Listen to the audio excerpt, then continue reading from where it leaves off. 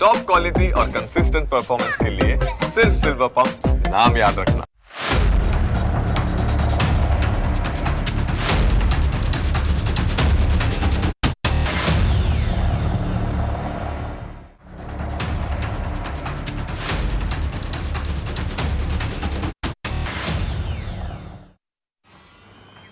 Break બાદ આપનું સ્વાગત છે।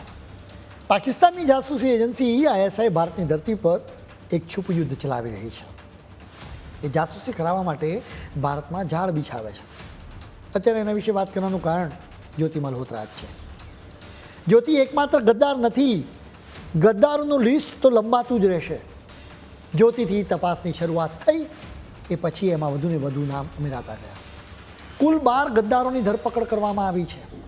મોટાભાગે હરિયાણા અને પંજાબમાંથી ધરપકડ થઈ છે। આવા દરેકે દરેક ગદ્દાર વિશે અમે વિગતવાર વાત કરીશું। તપાસ અધિકારીઓ અત્યારે પુરીની યુટ્યુબર પ્રિયંકા સેનાપતિની પણ પૂછપરછ કરી રહ્યા છે। પૂછપરછ કરવાનું કારણ એ છે કે સપ્ટેમ્બર 2024માં જ્યોતિ મલ્હોત્રા પુરી ગઈ હતી। એ સમયે પ્રિયંકા અને જ્યોતિ મળ્યા હતા। આ મુલાકાત કદાચ સામાન્ય હોઈ શકે છે કે પછી અનુબદ્ધ ઇરાદો જાસૂસી પણ હોઈ શકે છે। પ્રિયંકાએ કોઈ સંવેદનશીલ માહિતી જ્યોતિને આપી છે કે નહીં એની તપાસ કરવામાં આવી રહી છે। આ લિસ્ટમાં બીજા ગદ્દારનું નામ અરમાન છે। તે હરિયાણાના નૂના રાજાકા ગામનો છે। 16મી મેએ તેની ધરપકડ કરવામાં આવી। ઓપરેશન સિંદૂર વખતે પણ તેને ઇન્ડિયન મિલિટરીની એક્ટિવિટીઝ વિશેની સંવેદનશીલ માહિતી પાકિસ્તાન મોકલાવી હતી। જ્યોતિની જેમ તેનું કનેક્શન પણ દાનિશની સાથે જોડાયેલું છે। તે પણ પાકિસ્તાન હાઈ કમિશનની ઇફતાર પાર્ટીમાં ગયો હતો। અરમાને દાનિશને કેટલીક મોબાઈલ સિમ કાર્ડ પણ મોકલાવ્યા હતા। તે 1 મહિના પહેલાં જ પાકિસ્તાનથી પાછો ફર્યો। અરમાનની 2 ફોઈ પાકિસ્તાનમાં છે। તેના પરિવારમાં બધા જ લોકો ક્રિમિનલ્સ જ છે। જેમ કે તેના પિતા જમીલ વાહન ચોરીની એક ગેંગમાં સામેલ હતા। અત્યારે તેઓ છત્તીસગઢની જેલમાં કેદ છે। અરમાનનો ભાઈ અલ્તાફ મનરેગા યોજના કૌભાંડના એક કેસમાં જેલમાં જઈ ચૂક્યો છે। હરિયાણાના નૂમાં બીજો પણ એક જાસૂસ પકડાયો। તેનું નામ છે તારીફ। તેના ફોનની તપાસ કરવામાં આવી તો અનેક પાકિસ્તાની વોટ્સએપ નંબર મળ્યા। ત્યાં નંબર્સ પર ભારતની મિલિટરી એક્ટિવિટીઝની વિગતો, ફોટોગ્રાફ્સ અને વિડીયોઝ મોકલાવતો હોવાની શંકા હતી। ઓપરેશન સિંદૂર વખતે તું ખૂબ જ એક્ટિવ હતો। તે અનેક પાકિસ્તાનીઓની સાથે કોન્ટેક્ટમાં હતો। તેના હેન્ડલરનું નામ પણ બહાર આવ્યું છે। આ કેસમાં પણ મામલો પાકિસ્તાની હાઈકમિશનની સાથે જોડાયો છે। તેનો હેન્ડલર પાકિસ્તાની હાઈકમિશનનો કર્મચારી આસિફ બલોચ હતો। આસિફે તારીફને કામ સોંપ્યું હતું। તેના વિશે તારીફ શું કહ્યું એ જરા તમે સાંભળો। तीसरी बार वीजा ले लिया, मैं वहां से आ गया, वीजा ले गए, फिर मैं पाकिस्तान चला गया। पाकिस्तान जाने के बाद तीसरी बार फिर मैं वहां से जब आया ना, आने के बाद फिर उसके जब मेरे पास बाद में कॉल आई, फिर उसने कहा कि अब तो है जो सिम से काम नहीं चलेगा, अब तो वीजा नहीं लगेगा तेरा। जब मैं वीजा ले गया तो अब कुछ हमारे लिए कुछ करना पड़ेगा और उसके लिए हम तुझे लाखों रुपए देंगे, जहाँ भेजेंगे वहाँ जा सकता है। अब मैंने वहाँ तो उनके सामने हाँ भर ली। फिर ठीक है, जैसे कहा मैं वहाँ चला जाऊँगा। उसने कहा कि सिरसा जाना है और एयरफोर्स से जो उसके बारे में उसकी फोटो वीडियो कुछ हमें देनी पड़ेगी।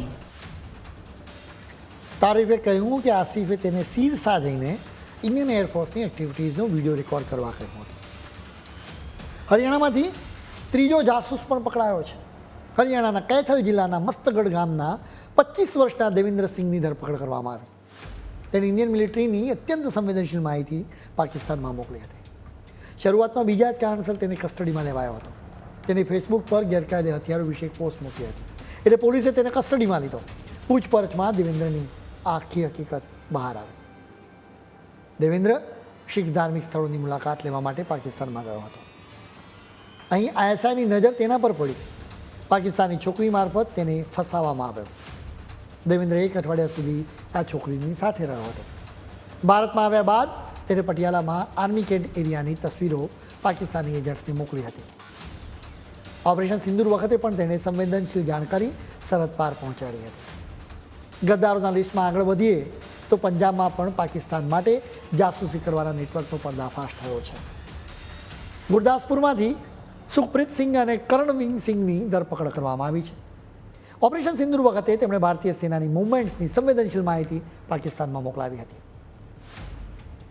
પંજાબમાં વધુ 2 જાસૂસો પકડાયા છે। તેમના નામ છે ગઝાલા અને યમીન મોહમ્મદ. જ્યોતિ મલ્હોત્રાની જેમ આ બંનેનો હેન્ડલર પણ પાકિસ્તાન હાઈ કમિશનરનો અધિકારી દાનિશ જ હતો. દાનિશે આ બંને જાસૂસોને રૂપિયા પણ પહોંચાડ્યા છે. હવે પાનીપતથી પકડાયેલા ગદ્દાર વિશે વાત કરીશું. એનું નામ નોમાન ઇલાહી છે. તપાસ અધિકારીઓ માને છે કે નોમાન સારી રીતે ટ્રેન જાસૂસ છે. 2010 સુધીમાં 3 વખત પાકિસ્તાનમાં જઈ આવ્યો હતો. 2010માં તેના પાસપોર્ટની વેલિડિટી પૂરી થઈ ગઈ હોવા છતાં 2017માં તે પાકિસ્તાન ગયો હતો. તેના ફોનમાં કેટલાક વોઇસ મેસેજીસ મળ્યા છે, જેમાં પઠાણકોટ અને ગુરદાસપુરમાં ટ્રેનોની મૂવમેન્ટ વિશે માહિતી આપવામાં આવી હતી. હરિયાણા અને પંજાબ સિવાય ઉત્તર પ્રદેશમાંથી પણ એક ગદ્દાર પકડાયો છે. યુપીના સ્પેશિયલ ટાસ્ક ફોર્સની ટીમે રામપુરના શહેજાદની ધરપકડ કરી છે. તે છેલ્લા કેટલાક વર્ષોથી પાકિસ્તાનમાં આવતો જતો રહેતો હતો. તે ભારત અને પાકિસ્તાનની વચ્ચે કોસ્મેટિક, કપડાં અને મસાલાનું સ્મગલિંગ કરે છે. તેની આડમાં તે ISI માટે કામ પણ કરે છે. તે ઉત્તર પ્રદેશમાંથી લોકોને સિલેક્ટ કરતો, તેમને પાકિસ્તાનમાં મોકલતો હતો. બાદમાં એ લોકો આતંકની ફેક્ટરીઓ માટે કામ કરતા હતા. શહેજાદે ISIના એજન્ટ્સ માટે ભારતીય સિમ કાર્ડ્સ અને રૂપિયાની પણ વ્યવસ્થા કરી હતી. આ જાસૂસી કાંડમાં વધુ એક યુટ્યુબરનું નામ પણ સામે આવ્યું છે. આ નામ છે નવાંકુર ચૌધરી. ઓનલાઈન તે યાત્રી ડૉક્ટર તરીકે જાણીતો છે. તેનું નામ આવવાનું કારણ એ છે કે જ્યોતિ મલ્હોત્રા સાથે તેનું કનેક્શન છે. જ્યોતિની જેમ તે પણ પાકિસ્તાન હાઈ કમિશનની ઓફિસમાં જોવા મળ્યો હતો. એટલું નહીં, તે એક વખત પાકિસ્તાનમાં ગયો હતો. આવી બધી વિગતો બહાર આવી એટલે તેણે ખુલાસો કર્યો કે મેં કંઈ ખોટું કર્યું નથી. જ્યોતિ મારી ફ્રેન્ડ છે અને ફેન છે, અને એટલે તે મને મળતી હતી. રહી વાત પાકિસ્તાન જવાની, તો તેણે કહ્યું કે હું બધા દેશોમાં ફરું છું.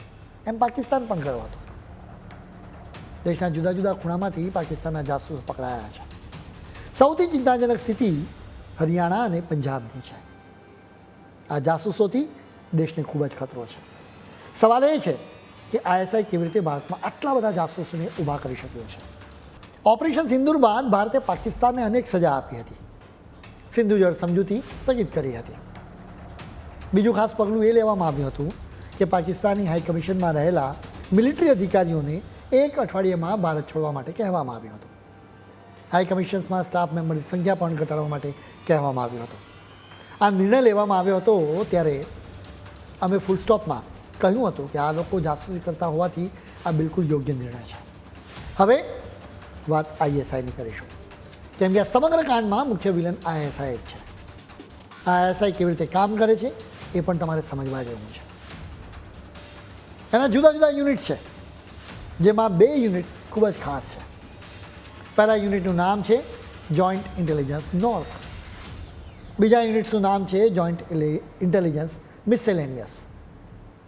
જોઈન્ટ ઇન્ટેલિજન્સ નોર્થનું ફોકસ યુનિટ રાજસ્થાન, ગુજરાત, પંજાબ અને જમ્મુ કાશ્મીર પૂરતું હોય છે. રાજસ્થાન, ગુજરાત અને પંજાબ ત્રણેય રાજ્યો ભારત અને પાકિસ્તાન વચ્ચેની ઇન્ટરનેશનલ બોર્ડરને અડીને આવેલા છે, એટલે કે સરહદી છે. ISI આ રાજ્યોના સરહદી વિસ્તારોમાં રહેતા લોકોની ભરતી કરે છે.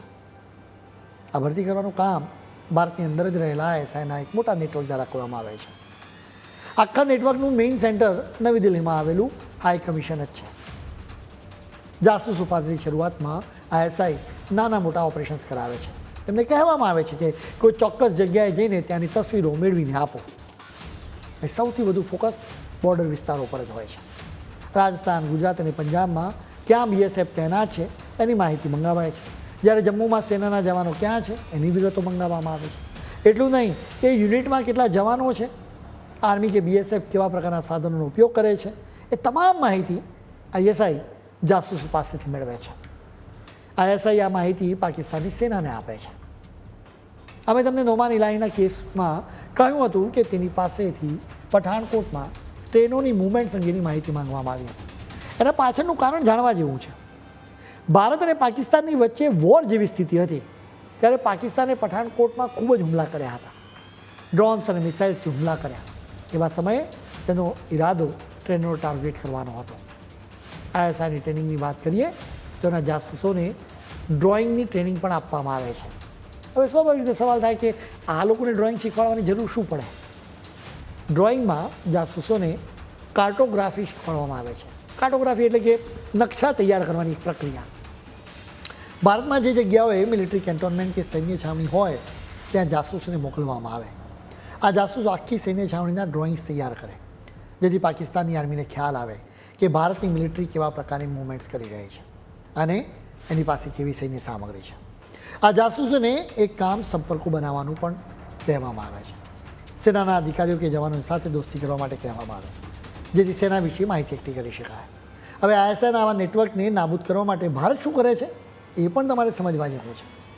ભારતીય ઇન્ટેલિજન્સ એજન્સીઓ હાઈ કમિશનનો કયા અધિકારી ક્યાં જાય છે, કેટલો સમય બહાર રહે છે, એ સમય કોને કોને મળે છે, એ તમામ માહિતી મેળવે. પાકિસ્તાનના અધિકારીને જે લોકોને મળ્યો હોય તેના રેકોર્ડ પણ તૈયાર કરવામાં આવે.